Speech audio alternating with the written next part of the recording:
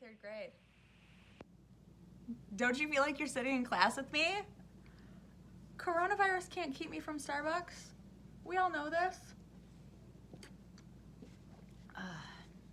Tastes like I'm not quarantined in my house. All right.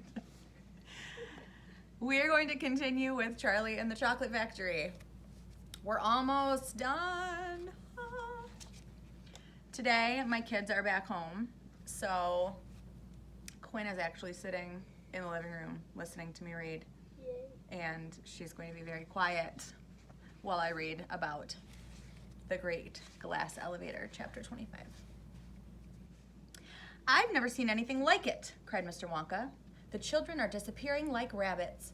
But you mustn't worry about it. They'll all come out in the wash." Mr. Wonka looked at the little group that stood beside him in the corridor. There were only 2 children left now, Mike TV and Charlie Bucket. And there were 3 grown-ups, Mr. and Mrs. TV and Grandpa Joe. "Shall we move on?" wondered Mr. Wonka. "Oh, yes," cried Charlie and Grandpa Joe both together. "My feet are getting tired," said Mike TV. "I want to watch television." "If you're tired, then we better take the elevator," said Mr. Wonka. "It's over here. Come on, in we go." He skipped across the passage to a pair of double doors. The doors slid open. The 2 children and the grown-ups went in. "Now then," cried Mr. Wonka, "which button shall we press first? Take your pick." Charlie Bucket stared around him in astonishment.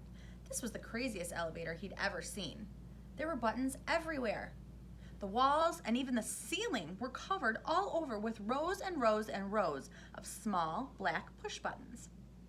There must have been 1,000 of them on each wall and another 1,000 on the ceiling. And now Charlie noticed that every single button had a tiny printed label beside it, telling you which room you would be taken to if you pressed it. "This isn't just an ordinary up and down elevator," announced Mr. Wonka proudly. "This elevator can go sideways and long ways and slant ways and any other way you can think of. It can visit any single room in the whole factory, no matter where it is. You simply press the button and zing, you're off." "Fantastic," murmured Grandpa Joe. His eyes were shining with excitement as he stared at the rows and rows of buttons. "The whole elevator is made of thick, clear glass," Mr. Wonka declared. "Walls, doors, ceiling, floor, everything is made of glass so that you can see out." "But there's nothing to see," said Mike TV. "Choose a button," said Mr. Wonka. "The 2 children may press 1 button each. So take your pick. Hurry up."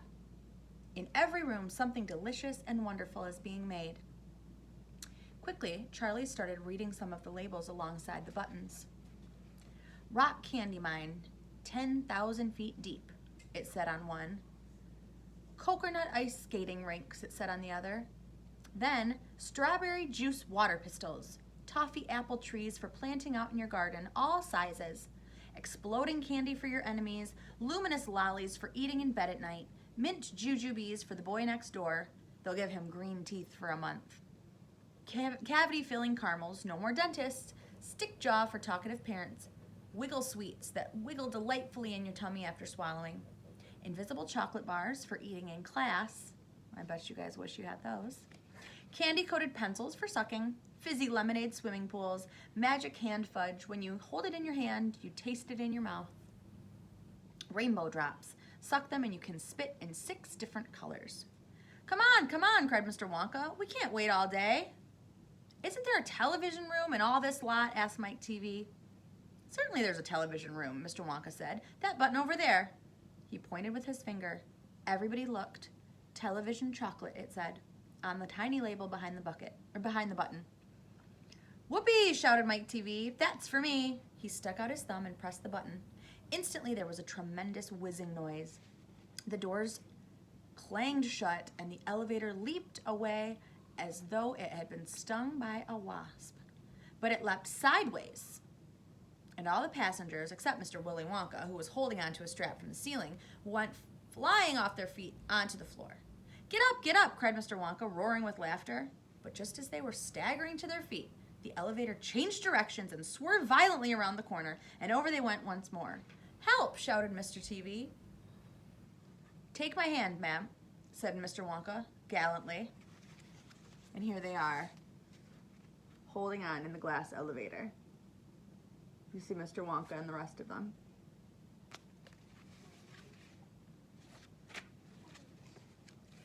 There you are. Now grab this strap. Everybody grab a strap. The journey's not over yet.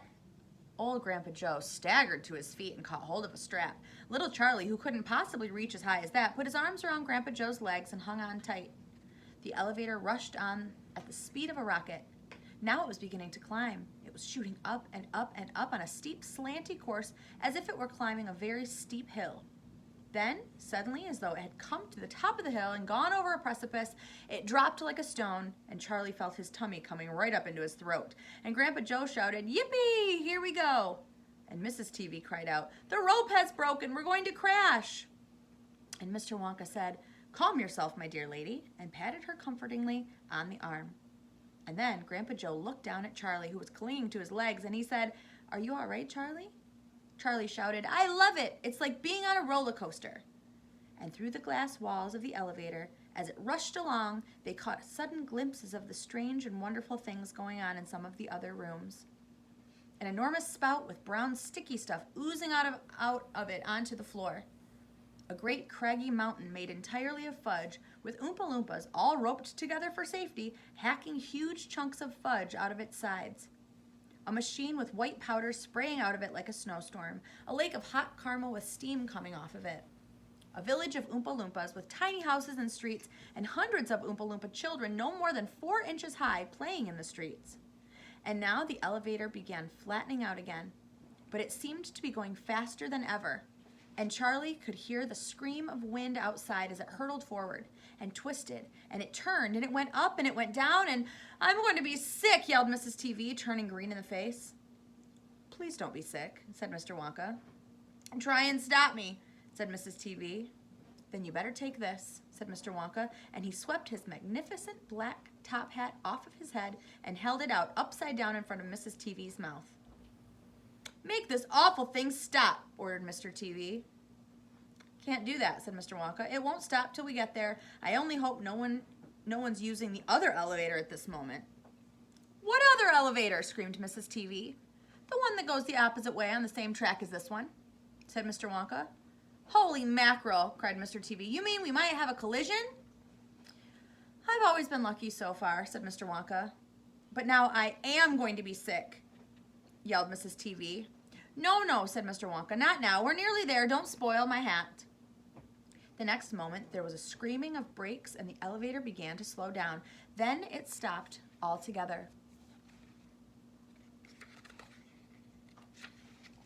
"Some ride," Mr. TV, wiping his great sweaty face with a handkerchief. "Never again," gasped Mrs. TV. And then the doors of the elevator slid open and Mr. Wonka said, "Just a minute now. Listen to me. I want everybody to be very careful in this room. There's dangerous stuff around, and you must not tamper with it." So far, the kids have not really followed directions very well. We'll see if they follow directions this time. Chapter 26, The Television Chocolate Room. The TV family, together with Charlie and Grandpa Joe, stepped out of the elevator into a room so dazzlingly bright and dazzlingly white that they screwed up their eyes in pain and stopped walking.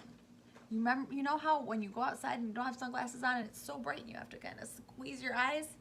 It's so bright and so white that they had to squeeze their eyes.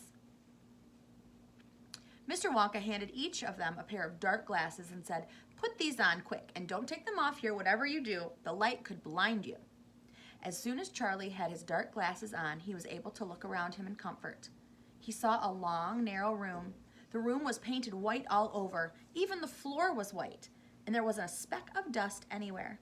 From the ceiling, huge lamps hung down and bathed the room in a brilliant blue-white light. The room was completely bare except for the far ends. At one of these ends, there was an enormous camera on wheels, and a whole army of Oompa Loompas was clustering around it, oiling its joints and adjusting its knobs and polishing its great glass lens. The Oompa Loompas were all dressed in the most extraordinary way. They were wearing bright red spacesuits, complete with helmets and goggles. At least they looked like spacesuits. And they were working in complete silence. Watching them, Charlie experienced a queer sense of danger. There was something dangerous about this whole business, and the Oompa Loompas knew it. There was no chattering or singing among them here, and they moved about over the huge black camera slowly and carefully in their scarlet space suits. At the other end of the room, about 50 paces away from the camera, a single Oompa Loompa, also wearing a spacesuit, was sitting at a black table gazing at the screen of a very large television set. "Here we go," cried Mr. Wonka, hopping up and down with excitement. "This is the testing room for my very latest and greatest television. Television chocolate." "But what is television chocolate?" asked Mike TV. "Good heavens, child, stop interrupting me," said Mr. Wonka. "It works by television." "I don't like television myself. I suppose it's all right in small doses, but children never seem to be able to take it in small doses. They want to sit there all day long staring and staring at the screen." Who does that sound like?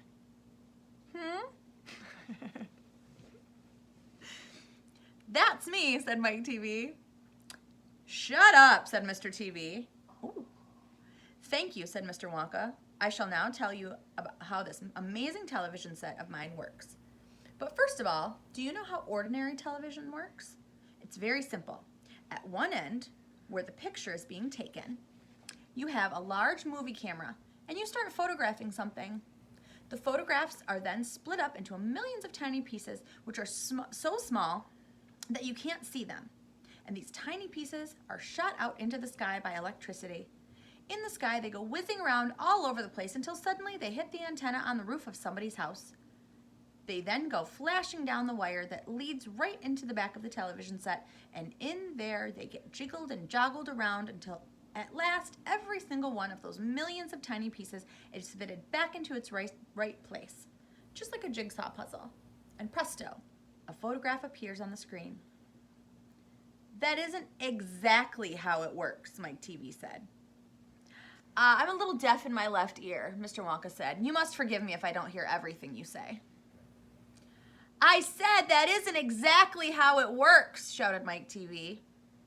"You're a nice boy," Mr. Wonka said, "but you talk too much. Now then, the very first time I saw ordinary television working, I was struck by a tremendous idea. 'Look here,' I shouted. 'If these people can break up a photograph into millions of pieces and send the pieces whizzing through the air and then put them together again on the other end, why can't I do the same thing with a bar of chocolate? Why can't I send a real bar of chocolate whizzing through the air in tiny pieces and then put it pieces back together at the other end, all ready to be eaten?' 'Impossible,' said Mike TV. "You think so?" cried Mr. Wonka. "Well, watch this. I shall now send a bar of my very best chocolate from one end of this room to the other by television. Get ready there. Bring the chocolate." Immediately, 6 Oompa Loompas marched forward, carrying on their shoulders the most enormous bar of chocolate Charlie had ever seen. It was about the size of the mattress he slept on at home. Okay, time for the illustration. Here is Mike TV with all of his little pretend pistols, Willy Wonka, and then there are all the little Oompa Loompas with their huge bar of chocolate dressed in what looks like little space suits. And they're carrying the chocolate over to the television where Mr. Wonka told them to take it. "It has to be big," Mr. Wonka explained, "because whenever you send something by television, it always comes out much smaller than it was when it went in. Even with ordinary television. When you photograph a big man, he never comes out on your screen any taller than a pencil, does he? Here we go then. Get ready." No, stop. Hold everything. You there. Mike TV, stand back. You're too close to the camera. There are dangerous rays coming out of that thing. They could break you up into a million tiny pieces in 1 second. That's why the Oompa Loompas are wearing spacesuits. The suits protect them. All right, that's better. Now then, switch on." One of the Oompa Loompas caught hold of a large switch and pulled it down. There was a blinding flash. "The chocolate's gone," shouted Grandpa Joe, waving his arms. He was quite right. The whole enormous bar of chocolate had disappeared completely into thin air. "It's on its way," cried Mr. Wonka. "It's now rushing through the air above our heads in a million tiny pieces. Quick, come over here." He dashed over to the other end of the room where the large television set was standing, and the others followed him. Watch the screen, he cried. Here it comes, look. The screen flickered and lit up. Then suddenly, a small bar of chocolate appeared in the middle of the screen. Take it, shouted Mr. Wonka, growing more and more excited. How can you take it? Asked Mike TV, laughing. It's just a picture on a television screen. Charlie Bucket, cried Mr. Wonka, you take it. Reach out and grab it. Charlie put his hand and touched the screen, and suddenly, miraculously, the bar of chocolate came away in his fingers. He was so surprised he nearly dropped it. Eat it, shouted Mr. Wonka. Go on and eat it. It'll be delicious. It's the same bar. It's gotten smaller on the journey, that's all. It's absolutely fantastic, gasped Grandpa Joe. It's a miracle. Just imagine, cried Mr. Wonka. When I start using this across the country, you'll be sitting at home watching television, and suddenly a commercial will flash on, and the voice will say, eat Wonka's chocolates. They're the best in the world. If you don't believe us, try one for yourself now. And you simply reach out and take one. How about that, huh? Terrific, cried Grandpa Joe. It will change the world. Now, our next chapter, chapter 27, is called Mike TV is Sent by Television. But boys and girls, we're going to wait for that one. So, I hope you enjoyed chapters 25 and 26 today. Tomorrow we'll do 27, 28. And then by Friday, we'll be done with the book. And I'll tell you our next story. Okay, I miss you. And I hope you enjoyed this. And until tomorrow, mwah.